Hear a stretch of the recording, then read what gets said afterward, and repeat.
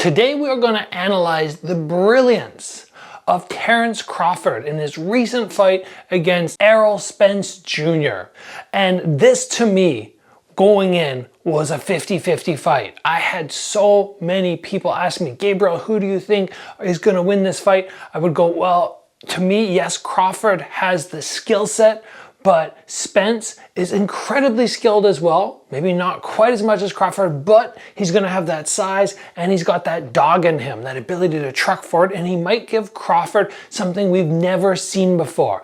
But we were completely surprised because Crawford showed us just how good he is. First male fighter ever to unify two different weight classes. So today we're gonna break down the brilliance behind his knockdowns.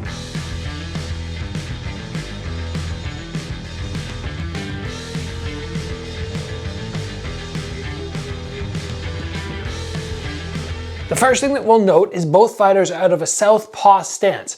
Crawford is naturally an orthodox fighter, but he switched his stance for a number of reasons, one of which was a hand injury, and it served him very well because now that jab, which he lands his first knockdown of the fight with, is the shot that gets it done for him. So what we see happen initially is we see the two of them squaring off and Crawford steps forward and throws his own body jab. Now, body jab is much more commonplace in boxing than in other fight sports, but nonetheless, then we see Spence try to do the exact same thing back. In my opinion, following up with the same technique after somebody just threw it is very often a mistake. The guy's mindset was already there. Crawford throws a body jab and he's sort of thinking about that still. And then you throw the same thing back. Well, a little bit of easy evasion just by shuffling backwards tiny bit, and then he comes with the cross. Now this is the interesting point. We see Spence on his jab because when you're going to the body, you want to get that head off the center line,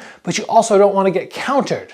Easy. So taking your lead foot and stepping to an extremely long stance is very beneficial because when you push out quickly, you're out of range.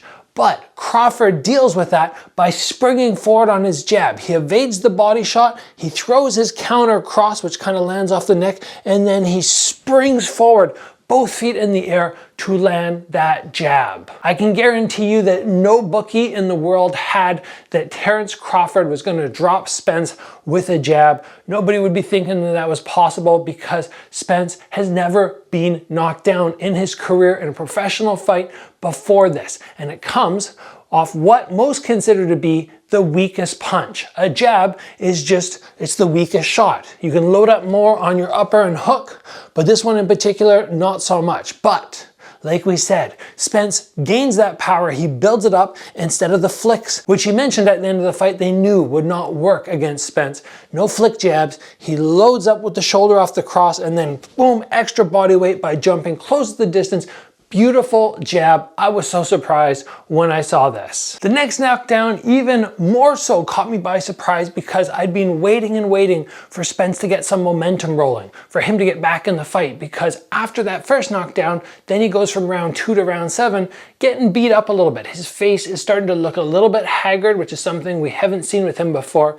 So all of a sudden in round 7, we see Spence come with a body jab to open up the head and launch the overhand, and he does it so well, and I'm watching like, there we go, and then all of a sudden he goes body jab, he lands his overhand, and he's down on the canvas injured from what must have been a knockdown. And I'm going, what happened there? Like, I just thought he landed the overwhelmingly powerful shot in that exchange and he's down. Then you slow motion it and you see what happens is Crawford deals with the body jab and comes back with a short little kind of between a hook and an uppercut and just clips Spence as he's here to here. He takes a hard shot, but then he lands his own.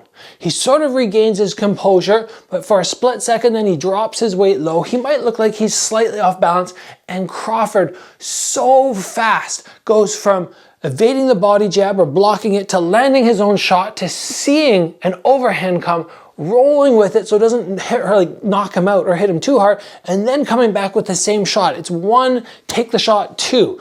And the speed at which that whole sequence happens is so fast. You really have to slow motion it down to actually see what transpired. Coming from 1 to 2 with the speed that he was able while getting hit, that is amazing. And before we move into the last knockdown, which we're gonna focus on in today's episode, I wanna take a moment and give a shout out to the sponsor of this episode, XMartial. You guys can save 10% using promo code Gabriel Varga. You can head over. These guys have fantastic apparel for boxing classes, for Muay Thai, for MMA. You can get all your apparel needs right there for martial arts training. Head over, check them out. You're gonna love it. The final knockdown that I wanna look at today is a double lead arm right from Crawford. Now, one of the big questions that I get a lot in the fight world is, Gabriel, do you pre-plan combinations before you step in? Do you think from the outside, oh, I'm gonna throw jab, upper, hook, and then just go in and do it?